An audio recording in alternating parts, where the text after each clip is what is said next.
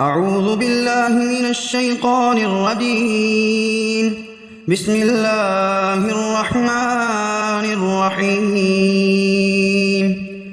الرحمن علم القرآن خلق الإنسان علمه البيان. الشمس والقمر بحسبان والنجم والشجر يسجدان والسماء رفعها ووضع الميزان ألا تطغوا في الميزان وأقيموا الوزن بالقسط ولا تخسروا الميزان والأرض وضعها للأنام فيها فاكهة والنخل ذات الأكمام والحب ذو العصف والريحان فبأي آلاء ربكما تكذبان خلق الإنسان من صلصال كالفخار وخلق الجان من مارج من نار فبأي آلاء ربكما تكذبان رب المشرقين ورب المغربين فبأي آلاء ربكما تكذبان مرج البحرين يلتقيان بينهما برزخ لا يبغيان فبأي آلاء ربكما تكذبان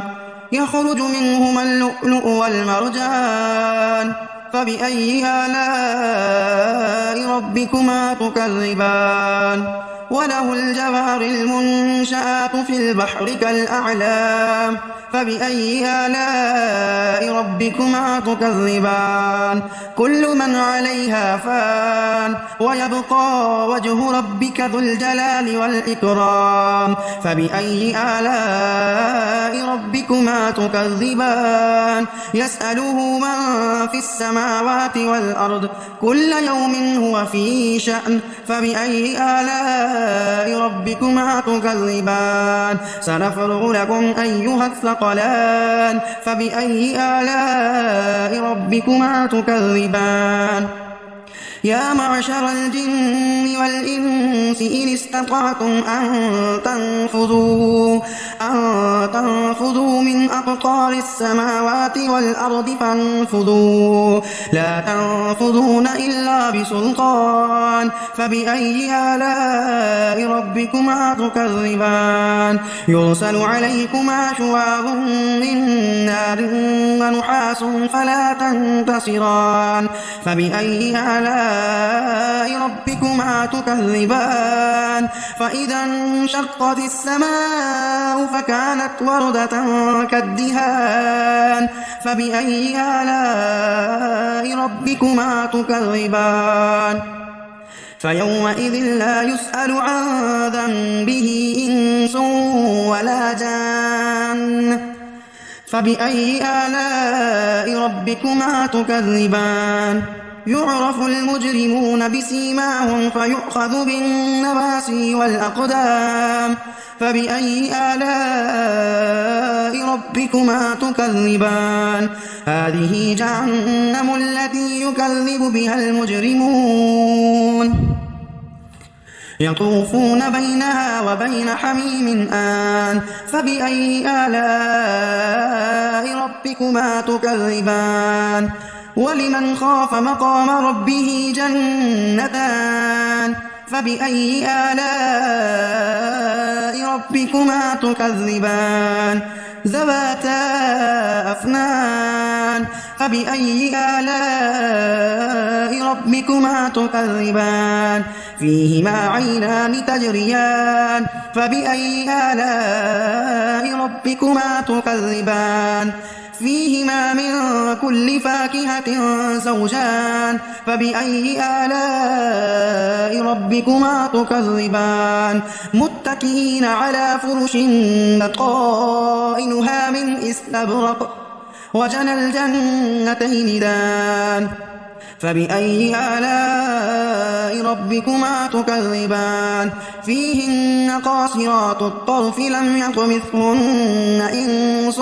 قبلهم ولا جان فبأي آلاء ربكما تكذبان كأنهن الياقوت والمرجان فبأي آلاء ربكما تكذبان هل جزاء الإحسان إلا الإحسان فبأي آلاء ربكما تكذبان ومن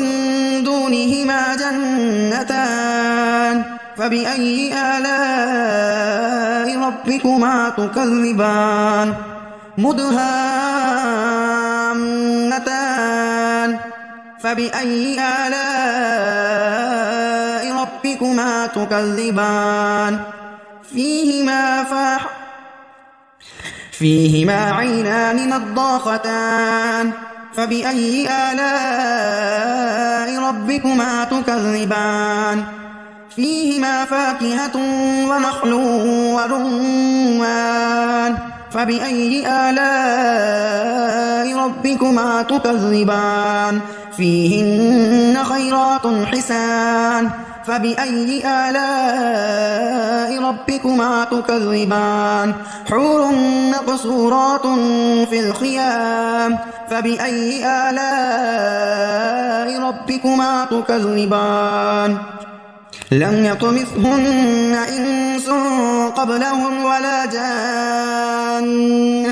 فبأي آلاء ربكما تكذبان متكئين على رفرف خضر وعبقري حسان فبأي آلاء ربكما تكذبان